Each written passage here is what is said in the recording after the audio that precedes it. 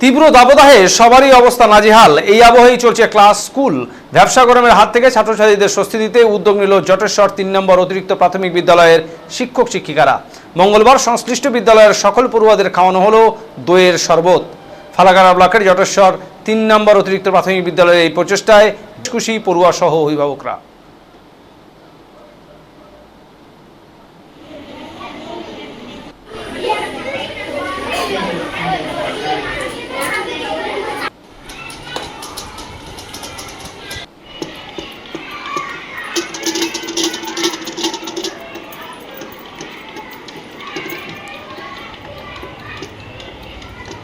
এই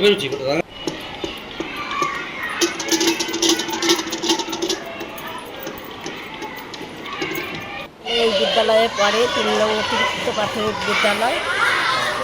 আমি স্কুলে এসে দেখি যে স্যার ম্যাম দই আর লেবুর শরবত খাওয়াচ্ছে, তাতে আমি খুব খুশি।